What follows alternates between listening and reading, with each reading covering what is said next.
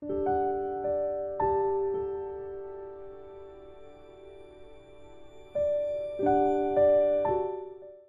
57편은 표제죠. 표제. 시의 제목이 있습니다. 뭐라고 그랬어요? 그가 굴에 숨어 살 때, 도망자의 모습으로 굴에 숨어 살 때 그의 심경을 적은 것이 오늘 시편 57편의 내용이 되겠습니다. 아둘람과 엔게디라고 하는 그 굴에 다윗은 숨어서 살았지요. 하나님의 지키심과 보호하심 속에 그의 생명을 유지할 수 있었습니다. 그럼에도 불구하고 굴에 숨어 사는 자의 모습을 한번 상상해 보세요. 여러분, 그 마음이 얼마나 불안했겠습니까? 그 마음에 평안이 있었을까요? 그런가 하면은 하나님께서 왜 이렇게 하시는지 많은 질문들이 끊임없이 그 마음에서 솟아올랐을 것입니다. 사울이 그의 군사들과 함께 언제 출현할지 알 수가 없어요. 그런 늘 긴장하며 살 수밖에 없습니다. 밤이 되어 잠자는 시간에는 평안할까요? 아니, 오히려 더 긴장하지 않을 수 없습니다. 왜냐하면 낮에는 그래도 보이잖아요. 낮에는 누가 가까이 오는지 보이지만 밤에는 보이지가 아니에요. 여러분, 그럼에도 불구하고 잠은 자야 합니다. 이와 같은 상황, 잠이 든 사이에 다가온다면 정말 알 수가 없는 거죠. 생명이 달려있는 일입니다. 그러므로 군대에서는 밤에 누군가가 꼭 깨워서 소위 불침번이라고 그러죠. 불침번을 서야 합니다. 밤에 쳐들어오면 영락없이 당할 수밖에 없기 때문이죠. 대한민국의 남자라면 누구나 다 군생활을 경험하고 그래서 불침번이 뭔지도 잘 압니다. 그러므로 불침번을 쓰고 또 초병이나 또 근무 밤에 서게 되면 늘 마음에 그런 생각을 갖습니다. 나 때문에 동료 병사들이 잠을 자고 아주 평안히 자고, 나 때문에 고향에 계신 나의 부모님 가족들이 이 밤에도 평안한 안식의 밤을 취하시는 거지. 그와 같은 마음을 가지고 졸린 눈을 비비면서 불침번 또 근무를 서는 것입니다. 자, 그런데 이 다윗과 같이 이렇게 쫓기며 잠도 제대로 자지 못하고 긴장 속에 살아간다면 마음에 평안이 있겠습니까? 평안이 없죠. 우리 4절, 6절 통해서 이와 같은 불안한 다윗의 현실을 보게 됩니다. 우리 같이 4절 말씀 읽겠습니다. 시작. 내 영혼이 사자들 가운데에서 살며 내가 불사르는 자들 중에 누웠으니 곧 사람의 아들들 중에라. 그들의 이는 창과 화살이요 그들의 혀는 날카로운 칼 같도다. 자신의 주변에 둘러싼 모습들은 하나같이 자기를 해하려고 하는 모습. 그러니 표현이 그들의 이는 창과 화살이라 해서 그들의 혀는 날카로운 칼이다. 이어지는 6절 말씀을 또 같이 보도록 하겠습니다. 6절입니다. 시작. 그들이 내 걸음을 막으려고 그물을 준비하였으니 내 영혼이 억울하도다. 그들이 내 앞에 웅덩이를 팠으나 자기들이 그 중에 빠졌도다. 여러분, 이와 같은 상황에 우리가 처한다면 우리는 어떠한 생각을 가질까요? 다윗과 비슷한 생각을 갖겠죠. 우리의 상황 21세기 초 경찰을 부르려고 하겠죠. 경찰이 와서 좀 나를 지켜 보호해 주세요 할 것입니다. 그러나 어떠한 상황이에요? 경찰들을 동원하여 오히려 나를 잡으려고 하는 이와 같은 상황 속에 있는 다윗 아니겠습니까?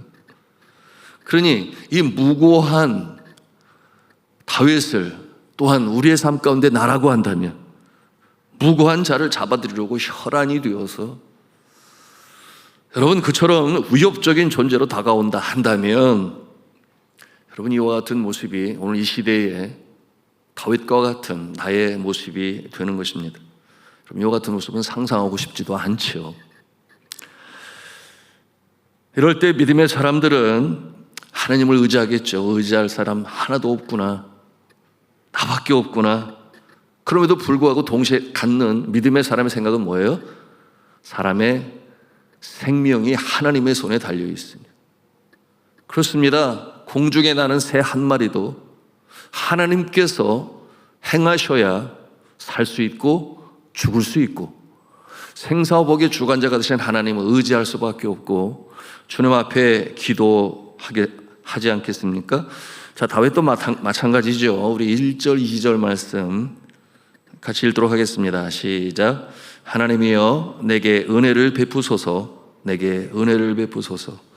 내 영혼이 주께로 피하되 주의 날개 그늘 아래에서 이 재앙들이 지나가기까지 피하리이다. 내가 지존하신 하나님께 부르짖으며 곧 나를 위하여 모든 것을 이루시는 하나님께로다. 아멘. 죽기 피한다고 그랬습니다. 이 재앙이 지나갈 때까지 나는 주를 의지하며 죽게 피하겠습니다. 결심하는 다윗이. 왜냐하면 의지할 그 누구도 없기 때문이며 그럼에도 불구하고 광대하시고 전지전능하신 하나님이 내게 있으니 내가 하나님을 바라리이다. 그리고 표현 중에 뭐가 있어요? 시적인 표현이긴 하겠습니다만 주의 날개 아래라고 말씀하고 있어요. 주의 날개 아래. 사실 이와 같은 표현은 구약 성경에 여러 번 등장합니다. 주의 날개 아래, 그 뜻이 뭐겠어요? 주는 나의 피난처가 되십니다. 나의 안식처가 되십니다. 그 날개는 첫째는 나를 해치는 자들로부터 보호하시는 하나님이시다. 사람들의 위협뿐만이 아니에요. 둘째는 그 뜨거운 태양 아래에서 자연적인 위협 속에서 지키시는 손길, 그 주의 날개. 그런가 하면 환경 상황 속에서도 날개가 되셔서 나를 지키시고 보호하시는 분은 하나님이십니다. 우리가 이 주의 날개를 생각하며 주제로 만든 찬송, 이 새벽에도 부르지 아니겠습니까? 주 날개 및 내가 편안히 쉬네. 밤 깊고 비바람 불어쳐도 아버지께서 날 지켜주시니, 아버지께서 날 지켜주시니 내가 거기서 편안히 쉬리로다. 주 날개 및 평안하다. 그 사랑 끊을 자 뉘녀. 주 날개 및 내 쉬는 영원히 거기서 살리. 아멘이죠. 이 새벽에도 주님이 우리를 지키시고 보호하셨기에 이 자리에 있는 줄로 믿으시기를 바랍니다. 참으로 그렇습니다. 우리가 주 안에서 평안히 잠을 자고 또 주 안에서 깨어 하루를 시작합니다. 일터로 가기 전에 이렇게 첫 시간을 주님 앞에 나와 기도합니다. 여러분, 이것이 은혜요, 감사예요. 아침이 되면 주 안에서 일터로 행하고 주의 일을 행하며 또한 주 안에서 기쁨과 평안과 안식을 누리는 것입니다. 물론 우리가 스스로 주의하고 조심해야 되겠죠. 운전할 때도 또 현장에서 작업을 할 때도. 그런가 하면 언제고 사고와 위험이 도사리고 있는데 조심히 행해야 하겠습니다. 육신의 건강을 위해서도 마찬가지죠. 과로하지 말아야 하고, 과음하지 말아야 하고, 과속하지 말아야 하고. 여러분, 우리 스스로 물론 조심하고 또 음식도 가려서 먹어야 하고, 그리고 규칙적인 운동도 해야 하겠죠. 그러나 성도 여러분, 내 능력 밖의 순간들이 있다. 내가 어떻게 하지 못하는 그 사고의 위험 속에서 사람의 이 인지 능력은 한계가 있습니다. 누가 원해서 아픈가요? 그러지는 아니에요. 그런데 그와 같은 때에 참으로 지키시는 하나님의 손길이 필요합니다. 그것은 그야말로 나의 생각 그 위에 나의 영혼을 창조하시고 이 땅으로 생명으로 보내신 하나님께서 부르시는 그날까지 지키시는 그 손길이 오늘도 우리를 살게 하는 것입니다. 여러분, 깜짝깜짝 놀랄 때 있지 아니에요? 운전을 하다 보면 못 보고 지나가는 경우, 특별히 이 사거리에서 우회전 방향을 해야 하는데 이 오른쪽에 있는 사람이 보이지 않아가지고 일어나는 사고들이 한두 건인가요? 아차 싶은데 다행히 치지 않고 지나가는 경우 가슴이 서늘해지지 않아요? 여러분, 순간순간 나도 알지 못하는 상황 가운데 나를 지키시고 오늘도 함께 하시는 주님. 여러분, 그러므로 하나님 앞에 감사하며 하나님이 나를 지켜보호하시지. 여러분, 이와 같은 이 하나님 의식으로 살아가는 자, 주님께서 그 모습도 기뻐하실 거예요. 내가 나를 의지하는구나. 내가 나를 바라보며 사는구나. 그러지 않겠습니까? 자, 그와 같은 상황에 우리 곁에 계신 하나님, 누구나 다 경험은 했어요.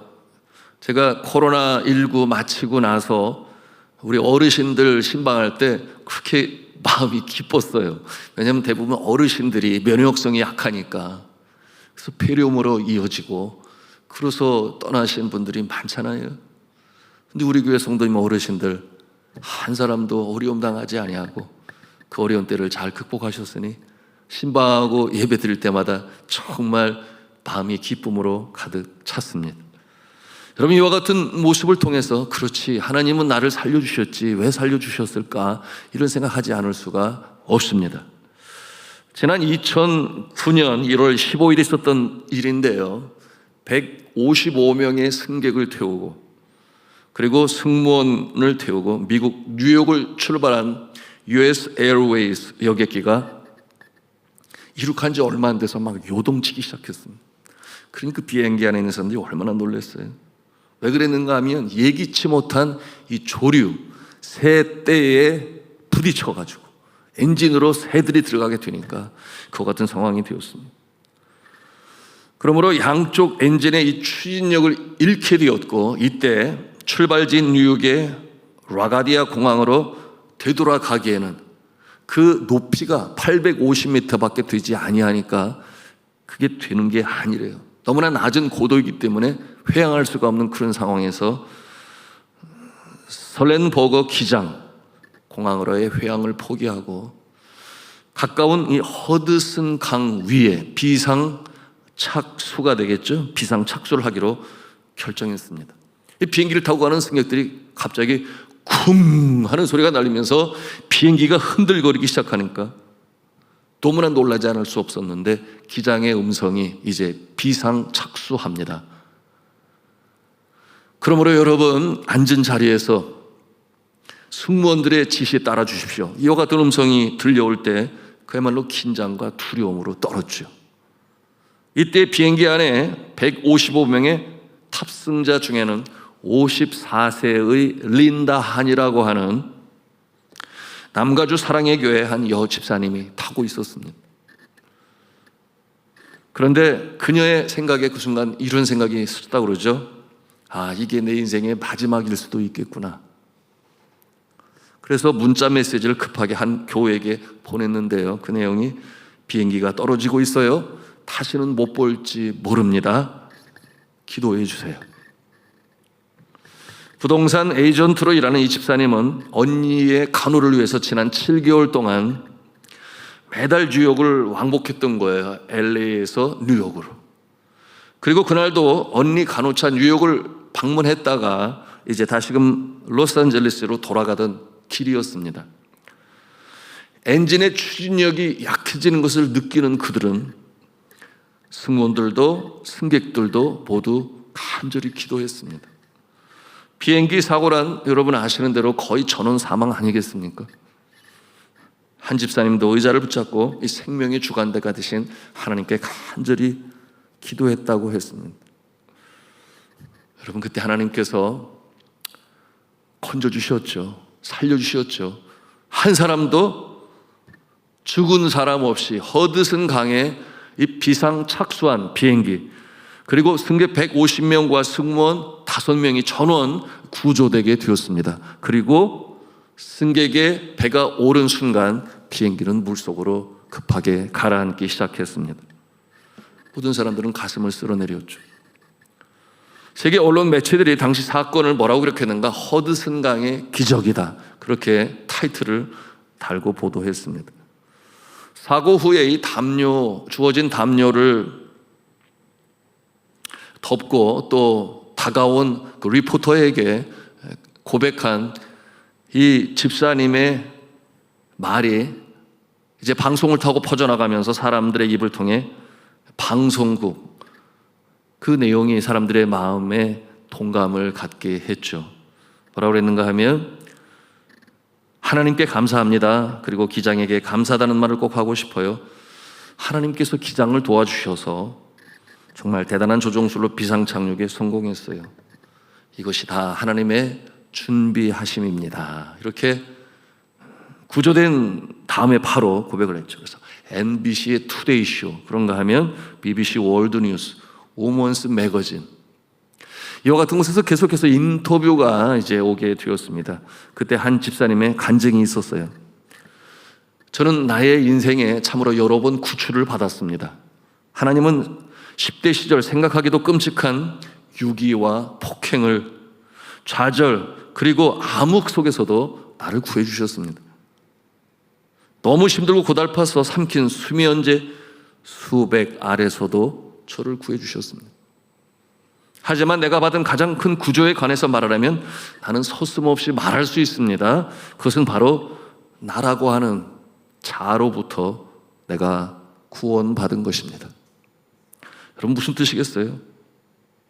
하나님께서 자신을 구원하신 것, 그의 영혼을 구원하신 것, 지나온 날 속에 창조주 하나님의 잊은 채 어떠한 형태로든지 자기 스스로 구원해 보겠다고, 자기를 보내보겠다고 발버둥 쳤지만, 그러나 이 여인은 자라고 하는 감옥 속에 갇혀서 평안이 없었던 날들, 안식이 없었던 날들. 그분의 간증이 있어요. 이 집사님은 1975년 미국에 온 후에 미국 전역을 돌아다니면서 34년간 피자 가게 점원, 청소경영 업체 사장에 이르기까지 90가지가 되는 직업에 종사했다고 그랬어요. 내가 나를 먹여 살리지 않으면 누구도 나를 먹여 살리는 자가 없었다, 그런 고백을 했어요.